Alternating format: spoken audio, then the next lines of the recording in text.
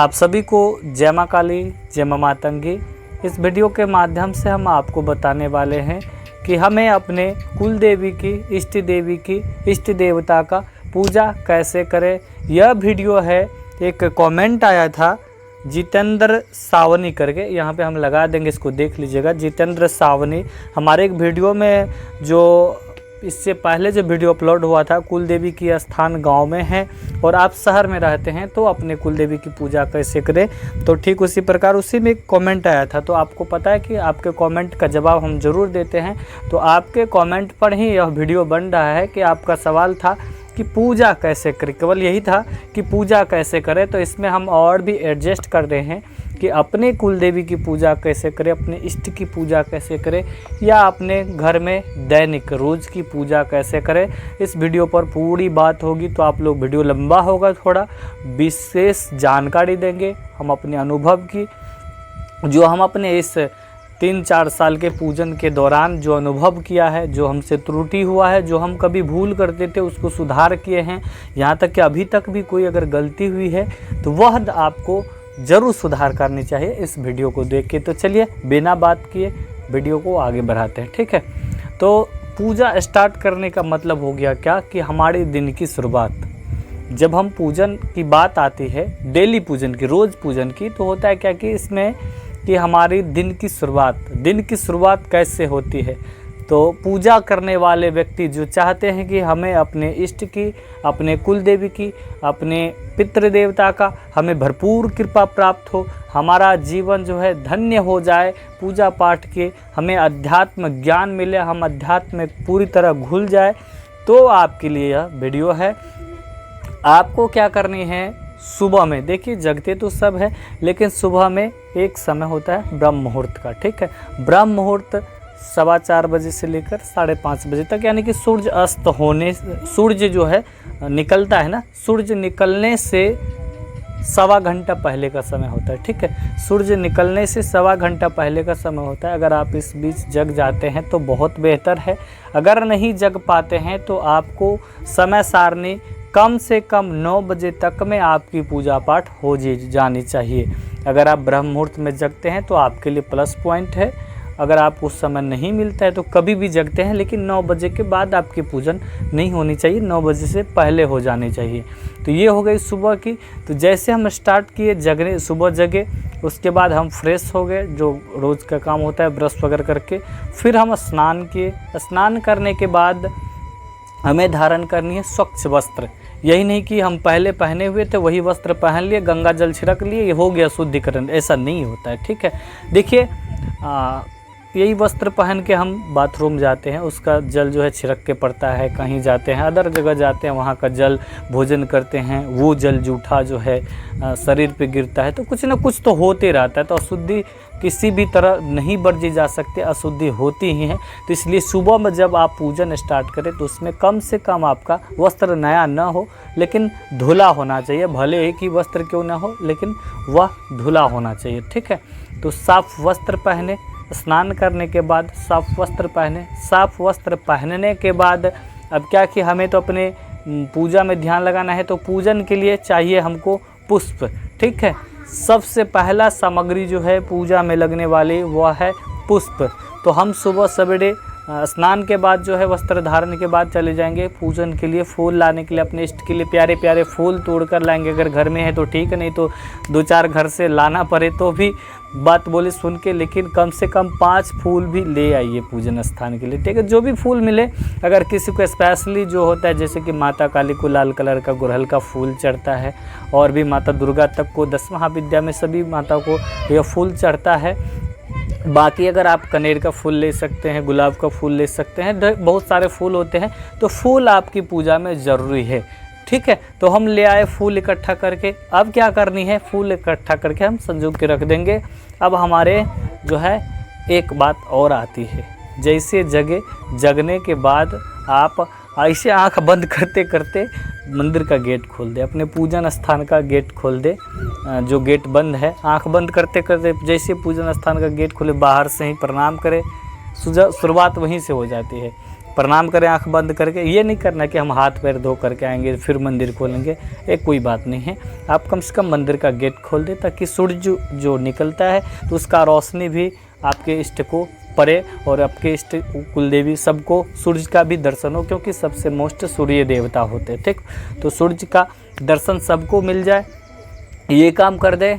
उसके बाद घर के जितने भी खिड़की वगैरह होता है पूजा के समय ये चीज़ नोट करें, ठीक है, कि जितने खिड़की दरवाजे हैं सभी खोल दें।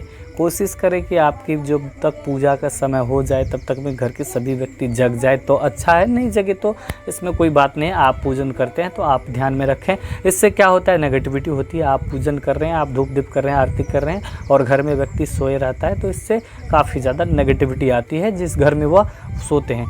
तो चलिए हम जहाँ से स्टार्ट करते बीच में और करेंगे। तो हमें क्या करनी है, जैसे मंदिर का गेट तो सुबह खोल लिया, अब हम ले आए पुष्प लाने के बाद हम क्या करेंगे, मंदिर में प्रवेश करेंगे, मंदिर की साफ़ सफाई करेंगे, झाड़ू पोछा कर लेंगे। झाड़ू पोछा करने के बाद कल जो फूल चढ़ाए थे तो कई लोग क्या करते हैं कि शाम में भी पुष्प उठा लेते हैं, कई लोग शाम में भी वह पुष्प को चढ़े रहने देते, तो कोई बात नहीं, बासी होती है। जब एक दिन बीत जाता है, मतलब दिन बीत जाता है और रात बीतता है तब जाके वह बासी होता है, तो आप शाम तक फूल को रख सकते हैं। अगर मुरझा गया तो हटा सकते हैं, शाम का पूजन के लिए बताएंगे हम आगे। तो ठीक है, तो जो कल फूल चढ़ाए थे वो फूल हटा लेने, या फिर आप बेसिक है ना, तो आपके लिए यह है कि आप स्टार्ट कैसे करेंगे आपके लिए है कि सुबह में फूल कैसे चढ़ाना है, साफ़ सफाई कैसे करना है। तो जो कल वाला फूल था उसको हटा दिए हैं।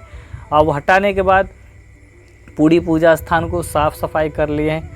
तब तक में घर में किसी और भी व्यक्ति को जगा दीजिए, मतलब 2 व्यक्ति 3 व्यक्ति तो रहते हैं, तो वो भी उसको भी बोल दीजिए कि पूरा घर साफ़ सफाई कर ले, आप अपना पूजन स्थान साफ़ सफाई कर ले। साफ़ सफाई करने के बाद गंगा जल हर जगह छिड़क दे। गंगा जल छिड़कने के बाद ठीक है, जो चौकी है, ठीक है, माता रानी की जो चौकी लगा के रखे उसकी भी साफ़ सफाई कर ले। अगर कपड़ा डाल के रखे तो गंगा जल पुष्प से छिड़क दे।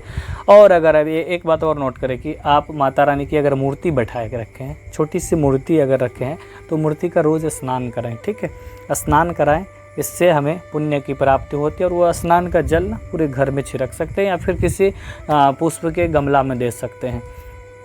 अब क्या करना है, पूजा चौकी साफ कर लिए, मूर्ति का स्नान करा दिया। अगर फ़ोटो लगा हुआ है तो फ़ोटो पे थोड़ा थोड़ा जल छिड़क दिए। अब ये साफ़ सफाई हो गई है। अब हमको आसन की बात आती है कि आसन ज़रूरी है। अब यहाँ पे 2 बात हम कवर करेंगे कि पूजा 2 व्यक्ति करते हैं, एक जो तंत्र साधक होते हैं जिसके पास मंत्र जाप की शक्ति होती है, मंत्र जाप होता है, गुरु के द्वारा मार्गदर्शन किया होता है। एक होता है देखा देखी पूजा सीखता। मतलब क्या देखा देखी, मतलब क्या कि आपके माता पिता पूजन कर रहे थे, उसी पद्धति से आप भी पूजन कर रहे हैं, तो ये हो गया देखा देखी।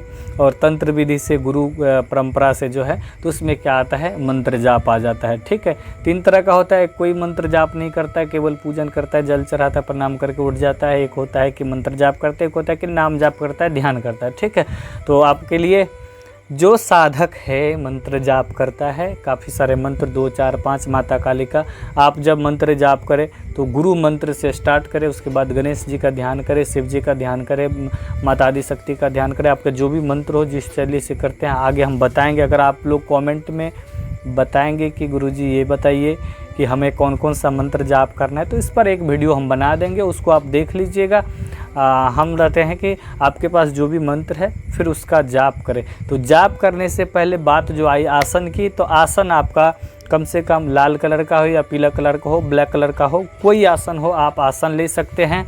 आसन बांधने का मंत्र होता है। जो तंत्र साधक होता है जिसके पास माता के 10 महाविद्या की बोले तो किसी भी शक्ति की अगर पूजा करते हैं तो आपको आसन बांधना आना चाहिए। ठीक है, आसन बांधने के लिए मंत्र होता है। अगर आपके पास मंत्र नहीं है तो जाइएगा अघोर मार्ग चैनल, यूट्यूब में सर्च करिएगा आसन बांधने का मार्ग, लास्ट में लिखिएगा अघोर मार्ग। ठीक है, आसन खोलने का मंत्र अघोर मार्ग ऐसे लिखिएगा तो आपको हमारे गुरुजी के चैनल का मंत्र मिल जाएगा। छोटा सा मंत्र होता है, 3 बार पढ़ के जल छिड़कना होता है।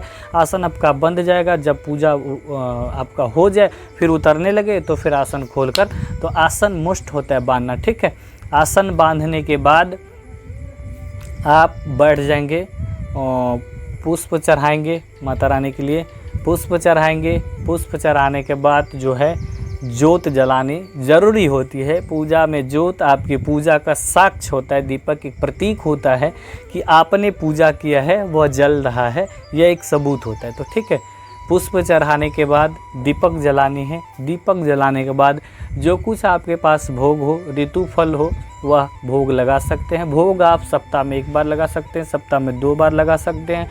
अगर आपके पास पर्याप्त है, मार्केट नज़दीक में है तो डेली लगा सकते हैं। नहीं तो मिश्री जो होता है वो सफ़ेद का या फिर बतासा रख सकते हैं घर में, कोई भी मधु रख सकते हैं वो माता रानी को भोग लगाने के लिए। लौंग इलायची का भोग लगता है, पान बतासा का भोग के बारे में मंत्र के बारे में जो बोलिएगा तो आपको सब वीडियो मिलेगा। ठीक है, तो मंत्र जाप करने से पहले हमको ज्योत जला लेनी है, भोग प्रसाद चढ़ा देना है। अब हो गया हमारा पूरा पूजा स्टार्ट। पूजा तो स्टार्ट हो चुका था पहले ही, अब मंत्र जाप के लिए हम पूरी तरह तैयार हैं। तो आपके पास जितने भी मंत्र है सभी का जाप कर ले। जाप करने से पहले सबसे पहले अपने गुरु का ध्यान करें। गुरु का ध्यान करने के बाद अपने कुल देवी, कुल देवता, पितृ देवता, इष्ट देवता, जिस ग्राम में है उस ग्राम के देवता, जिस क्षेत्र में है उस क्षेत्रपाल के देवता, सभी का ध्यान करें और ध्यान में कहें कि जो भी आपकी मनोकामना हो। ठीक है, बिना मनोकामना किए, बिना संकल्प लिए किसी भी दिन का पूजा नहीं करें। जैसे आप बैठे मंत्र जाप के लिए तो आपकी कुछ संकल्प होनी चाहिए कि आज का हम जाप कर रहे हैं तो हमको ये चीज़ अपनी नहीं कुछ मांगना है, अपनी सिद्धि तो मांगना है, अपने घर के लिए कृपा तो मांगना है, आपके परिवार में सुख शांति तो मांगना है, इतना ही मांगना है। जब बिना कुछ मांगे पूजन करिएगा तो वो ना आपकी नेगेटिविटी खा जाएगी। हर एक जगह देखिए, अगर पॉजिटिव है तो नेगेटिव है, यहाँ रोशनी है तो इसके पीछे अंधेरा भी होगा। तो नेगेटिव पॉजिटिव दोनों एक सिक्के के पहलू हैं। तो ये बात नहीं भूलिएगा कि जहाँ पे पॉजिटिव रहता है वहाँ पे नेगेटिव नहीं, तो नेगेटिव हर जगह रहता है।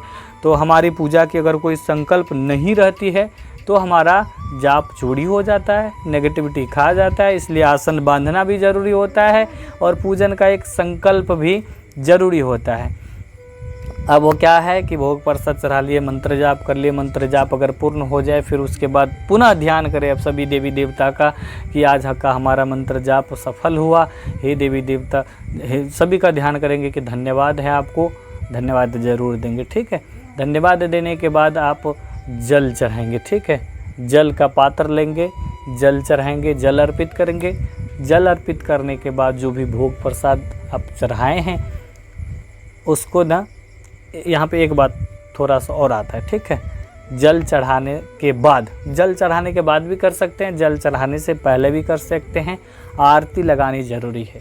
ठीक है, आरती भी लगानी, जब पूजन स्टार्ट हुआ तो इसमें आरती ज़रूर करें। आरती के लिए आप सरसों का तेल, अगर आपके पास घी है तो घी ले सकते हैं, लेकिन गाय का शुद्ध होना चाहिए। अगर शुद्ध गाय का घी नहीं है तो आप सरसों का तेल जलाइए। ठीक है, रुई, और रुई को बाती बोलते हैं। ठीक है, कपूर तेल बाती, सीधी सी बात है, कपूर तेल बाती। ठीक है, आपका एक आरती का पात्र होना है, उसमें थोड़ा सा रुई होना है, उसके बाद जो इसमें तेल भीगा होना है और कपूर होना है। ठीक है, तो इनसे सभी का आरती उतार लीजिए अपने घर में, अपने मेन गेट का। तो हर जगह आरती दिखा देने के बाद आकर जल का भोग लगा लीजिए। आपके पास अगर शंख है तो शंख अगर बजाना नहीं आता है तो यूट्यूब पर वीडियो मिलता है शंख कैसे बजाएं। सबसे पहले तो मार्केट से एक शंख लाएं। ठीक है, फिर यूट्यूब पर देख ले शंख कैसे बजता है, एक दिन हम बजा के बता देंगे। तो उसके बाद क्या करना है आपको, आरती करने के बाद 3 बार शंख बजानी है घर में। शंख बजाने से जो नेगेटिविटी आई है जाप के दौरान वो ऑटोमेटिकली भाग जाएगा। ठीक है, तो शंख बजाएं। शंखनाद होने के बाद आप जल चढ़ा सकते हैं। जल चढ़ाने के बाद जो आपका भोग प्रसाद चढ़ाए थे वो आप उठाकर अपने घर के सभी सदस्यों में बांट दें। ठीक है, बांट देने के बाद ये सारी पूजा होने के बाद आप लोटा में जल लेंगे। अगर तुलसी है तो ठीक है, नहीं है तो कोई भी पौधा में सूर्य भगवान को दिखाकर, अर्घ्य दिखाकर उसमें जल अर्पित कर दे। अब इसको लेके आपकी पूजा होती है संपन्न। और ये वीडियो हो गया बहुत बड़ा, और इसमें जो भी आपको त्रुटि लगे, आपको कोई प्रश्न रहा है तो वीडियो में कमेंट करें। कमेंट करिएगा तो आपके पसंदीदा अनुसार आपकी वीडियो बनेगी। यह वीडियो भी कमेंट के अनुसार ही था, तो आप लोग आशा करेंगे, आप लोगों से आशा करते हैं कि यह वीडियो पूरा देखे होंगे। अगर पूरा देखे हैं तो कमेंट में ज़रूर लिखिएगा कि हमारे चैनल से जुड़ने के बाद आपको क्या लाभ मिला है, हमारे यहाँ से तंत्र काट कराने के बाद क्या लाभ मिला है। हम कोई बड़ा तांत्रिक, बड़ा बाबा, बड़ा कोई साधक नहीं है, हम भी एक साधक है जो बेसिक चीज़ सीखते हैं। जो त्रुटि हमसे होती है वही चीज़ आप लोगों को बताते हैं कि आप भी सुधार कर सकते हैं। अगर हमसे भी कोई भूल होती है तो अगर उससे ज़्यादा आपको नॉलेज है तो वह भी कमेंट में ज़रूर लिखेंगे, हम भी सुधार कर सकते हैं। ठीक है, तो चलिए मिलते हैं अगली वीडियो में। आप सभी को जय माँ काली, जय माँ मातंगी, जय गुरुदेव।